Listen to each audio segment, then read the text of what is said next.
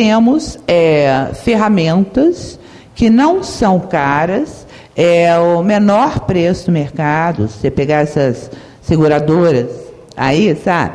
Elas cobram muito mais caro, porque a mútua subsidia esse tipo de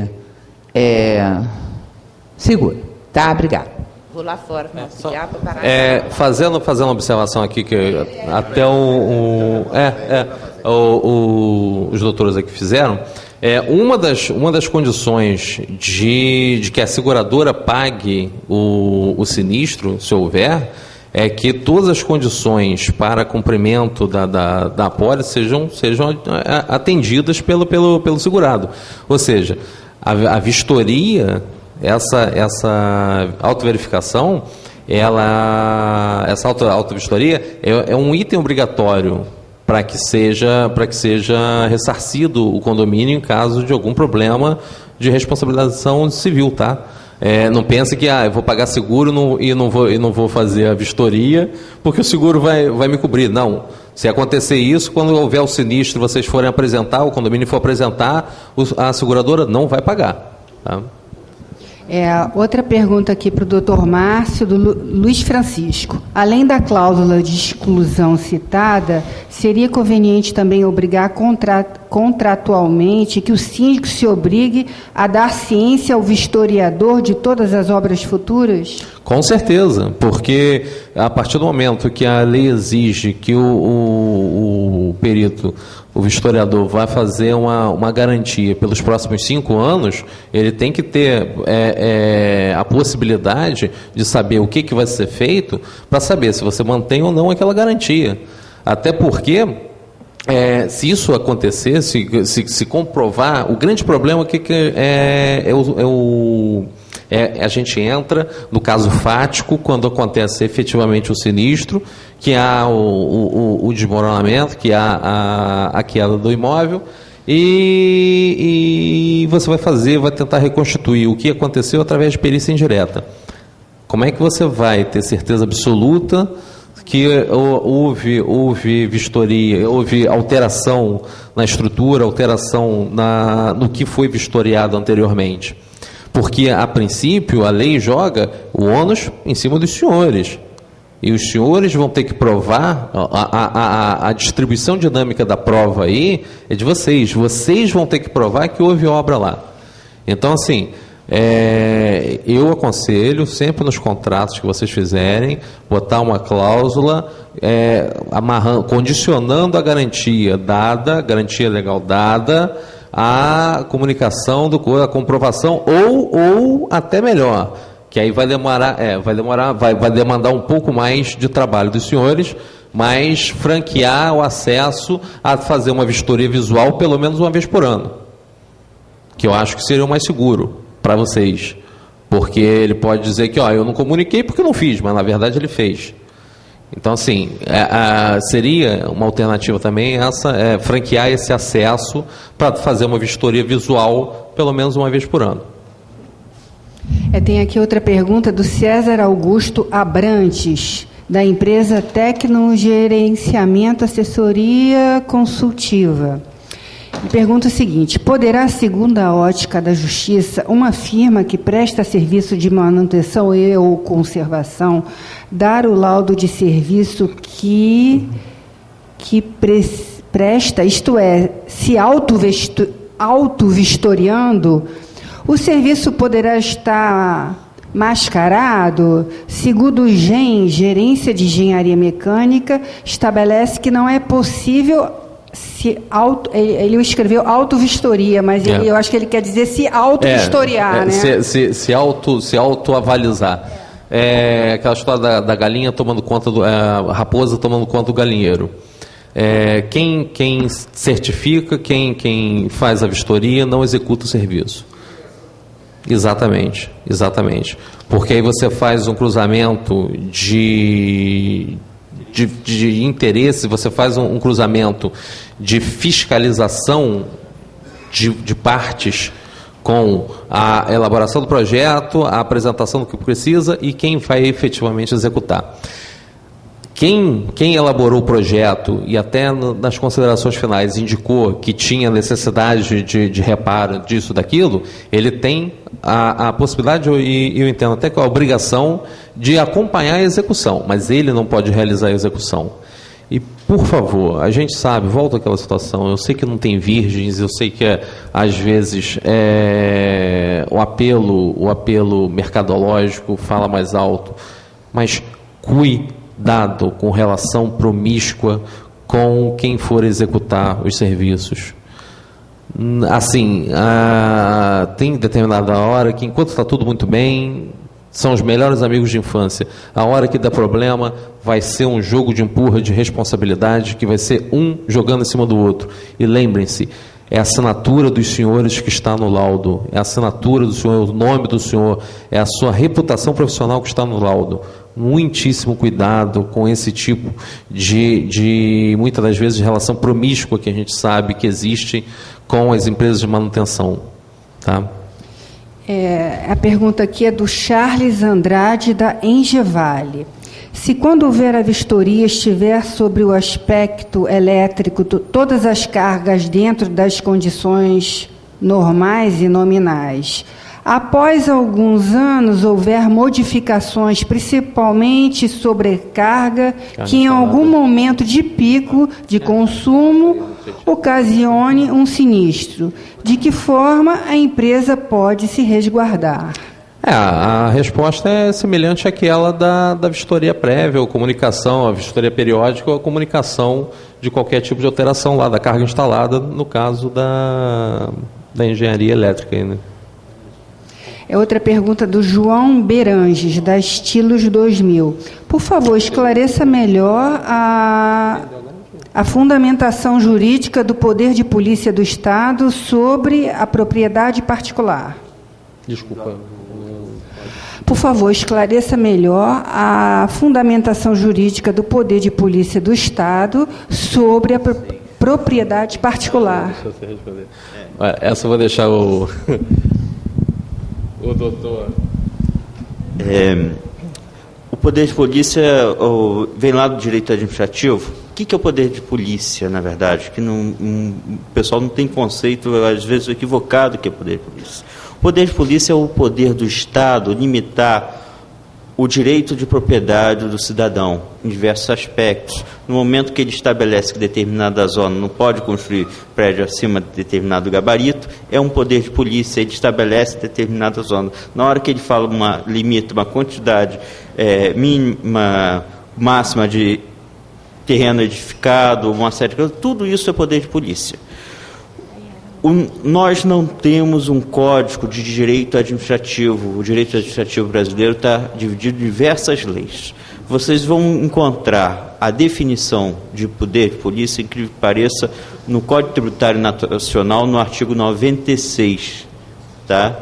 Ele lá estabelece que é uma limitação do direito à propriedade do cidadão. Tá? Ele, não sei a versão, mas o sentido é isso. Ele está, na verdade, estabelecido e especificado o que é no Código Tributário Nacional, CTN.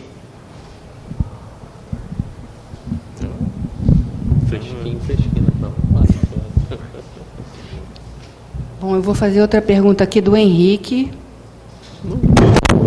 Não sei se é o Henrique que eu conheço, mas o senhor comentou que o técnico que elaborar um laudo incorreto quanto à integridade física de um edifício que venha a sofrer um sinistro e que este sinistro ocorra por problemas em uma unidade não vistoriada, por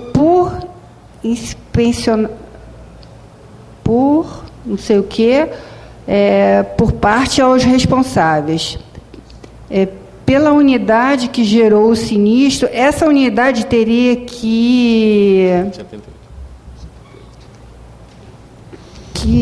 teria que tipo de punição jurídica? Melhor você ler. Também mal escrito.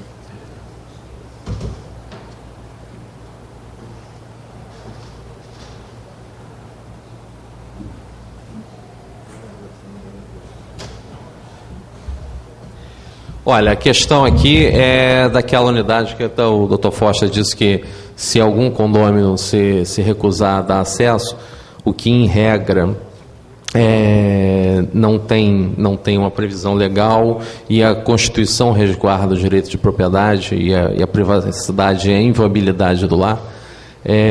Então você tem bens jurídicos que você fica em conflito aí se você poderia invadir ou persuadir ou impor para que se pudesse fazer a vistoria.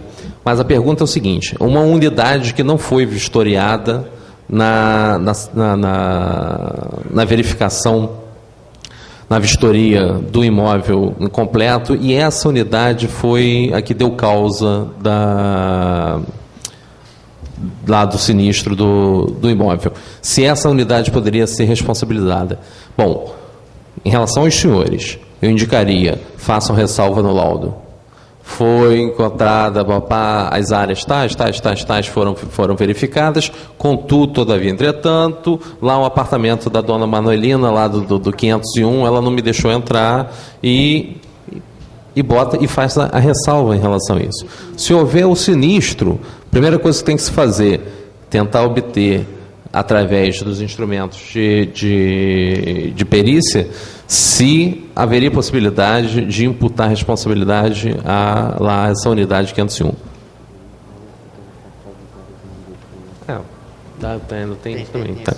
E a própria lei, ela imputa essa responsabilidade, porque você poderia botar o condomínio e botar os outros demais condôminos a entrar com uma ação indenizatória contra essa unidade que não deixou, desde que a gente consiga comprovar que ela foi a causadora do sinistro, o que numa prova de engenharia é meio complexo. Por isso que, em relação à responsabilidade de vocês, façam sempre essa ressalva, tá? Outra pergunta aqui do Antônio Melo, engenheiro civil. A pessoa jurídica, pelo que foi explanado, terá menos responsabilidade civil? Quais exemplos de ressalva podem ser feitos? Por favor, dê um exemplo de contrato. Poxa.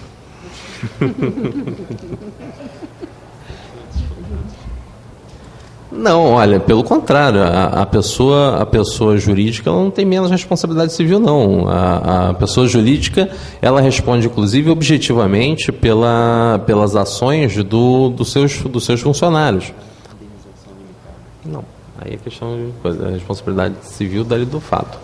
Então, assim, você vai ter esse aspecto.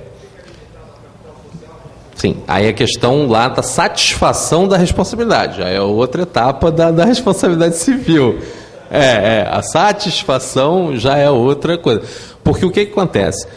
Tem um detalhe, se for comprovado no curso da instrução probatória dos autos que a pessoa jurídica foi utilizada como um escudo para se praticar o delito, e que não ache extremamente comum isso acontecer, você tem a figura de desconstituição da personalidade jurídica, que é uma previsão que consta até no próprio Código Civil.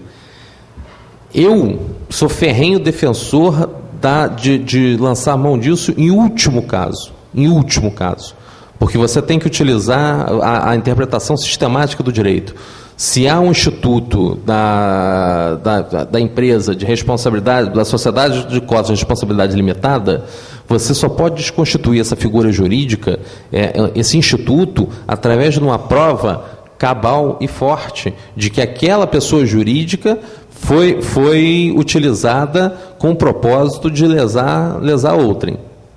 Entendeu? Então, assim, só que o que a gente vê na prática é uma flexibilização por parte dos juízes de fazer essa desconstituição.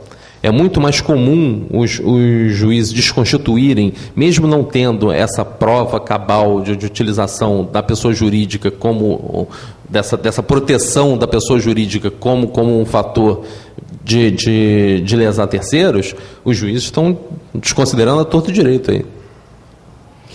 Outra pergunta aqui do Fábio, engenheiro civil. Em uma edificação que pertence a um único proprietário, que passa a ser locada por uma única locatária e que é gerenciado por uma administradora, quais as responsabilidades entre as partes, a solicitação, contratação de laudo de autovistoria? Bom, a questão aí, a própria lei diz, né, que é responsável por fazer a contratação quem for quem estiver efetivamente no imóvel. Então, assim, o locador é responsável. Pela dicção da lei, você observa que quem estiver no imóvel é que é o responsável pela contratação. Agora, vocês parem para pensar o custo que seria isso para o locador. Inclusive, nos contratos de locação, e tem que se haver agora essa previsibilidade de quem vai ficar responsável para arcar com o custo dessa vistoria. Porque quando a gente trata ali da casa ali, dali da esquina ali, de 100 metros quadrados, 200 metros quadrados, muito que bem. Mas quando você vê, por exemplo, a questão de uma locação num shopping center, se você vê uma locação comercial numa galeria de lojas, isso é um impacto muito grande, principalmente para o pequeno empresário, entendeu? Então, assim, vai ter que ficar muito claro quem é o responsável por isso, como é que fica esse regime de intervenção de obras que o eventual locador, o eventual possuidor do imóvel possa fazer. Porque também, se a ele for franqueado fazer meio que livremente obras, ele vai ter que responder pela execução dessas obras, porque ele alterou a característica do imóvel. Então, assim, essa lei abre um leque enorme de interrogações que a gente vai ir sanando isso no dia a dia. Por isso que é importante a gente já estar fazendo esse estudo prévio, para já se alertar, para quando houver o caso concreto, a gente já ter mais ou menos quais são as alternativas que a gente pode seguir, entendeu? Então, esse tipo de situação é algo que quem estiver na posse do imóvel é que tem que contratar. A lei diz isso. Certo. Vou fazer outra pergunta aqui, do Luiz, da empresa GT. Como tramitaria uma questão jurídica relativa a um condomínio cujas contas de seu orçamento já se encontram no vermelho? Fale dessa lei de autovistoria que, em tese, criará mais um ônus em um orçamento que já se encontra debilitado.